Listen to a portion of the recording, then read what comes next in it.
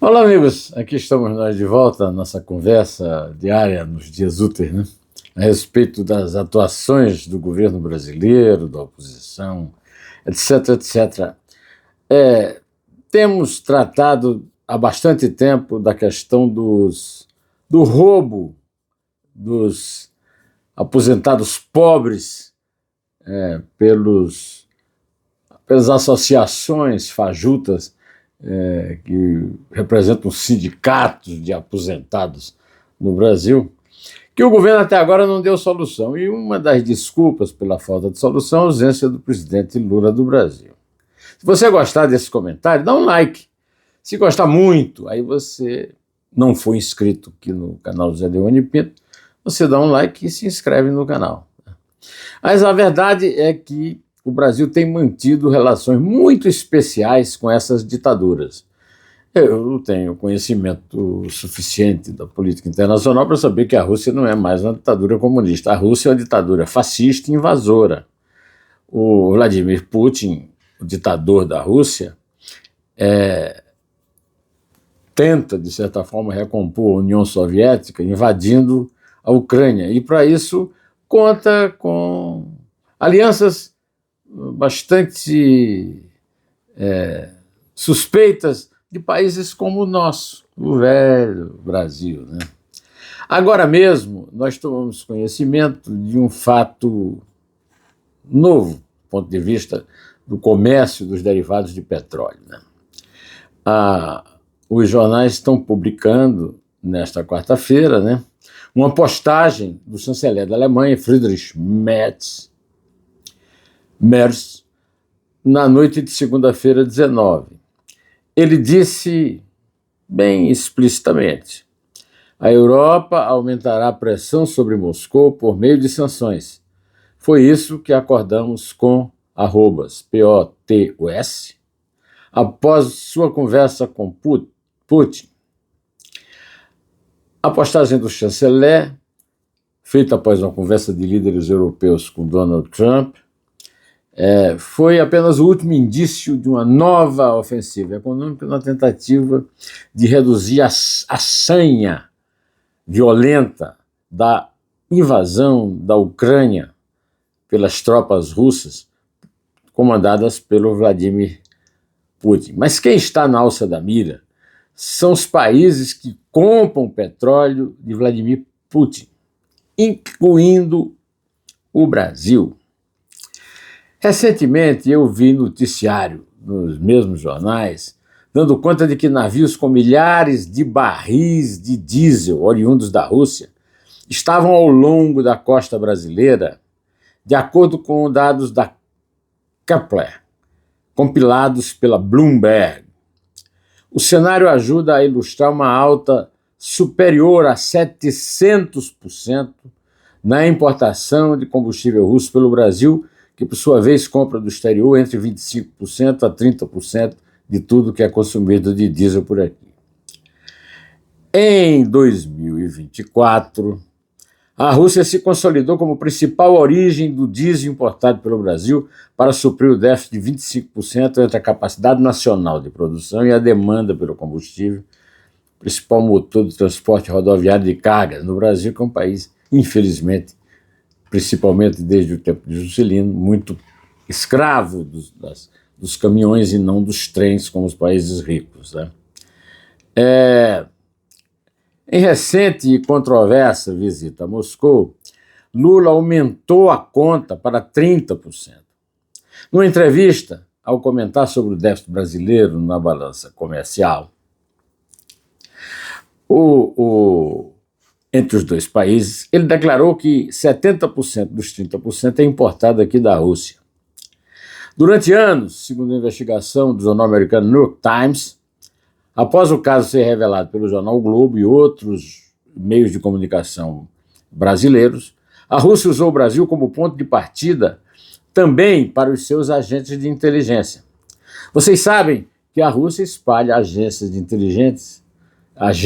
inteligência pelo mundo e que são responsáveis explicitamente, por exemplo, pela morte de Trotsky, pelo Ramon Mercader, no México, em 1940, logo depois pela morte de outro dissidente russo, Victor Serge, cujo livro Memórias de um Revolucionário foi publicado no Brasil pela Companhia das Letras por indicação editorial minha, como está registrado, inclusive, no livro editado pelo Luiz Schwartz, que esta semana deu uma entrevista lá no Roda Viva da TV Cultura. Né?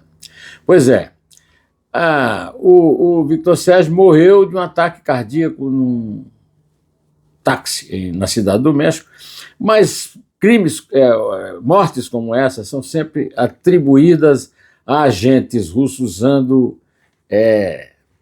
truques químicos, venenos, injeções, uma passagem assim de um caminhante numa rua toma uma injeção e morre, né?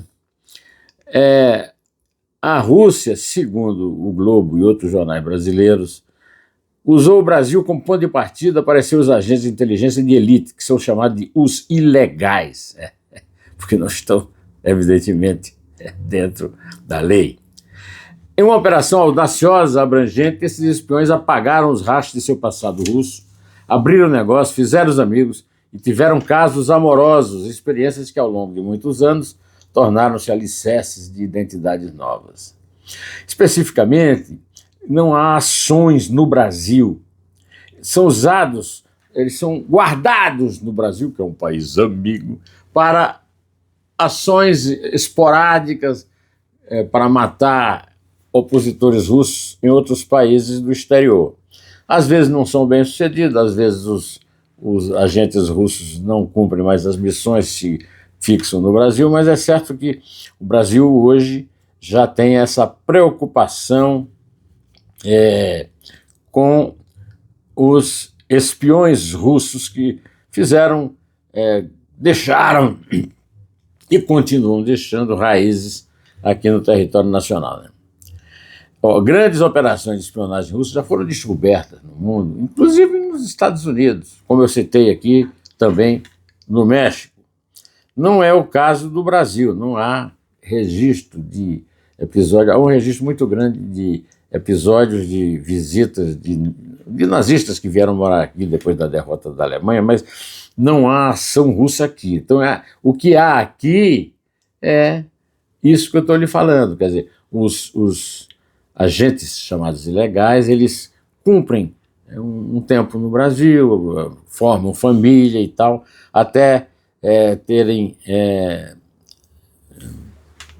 que fazer alguma outra operação de serviço para os intentos criminosos e capitalistas, invasores de países amigos vizinhos da Rússia. Né?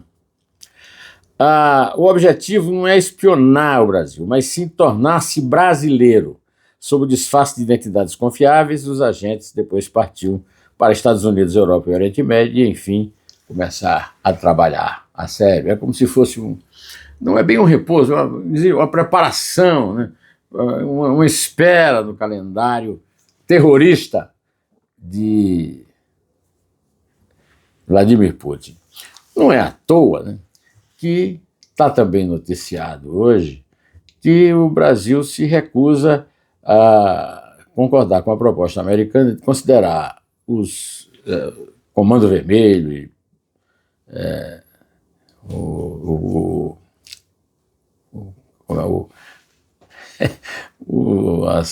as quadrilhas de grande ação, o PCC, né, Primeiro Comando da Capital, aqui em São Paulo, o Comando Vermelho no Rio, o Brasil não aceita considerar essas quadrilhas, esses grupos de assassinos, como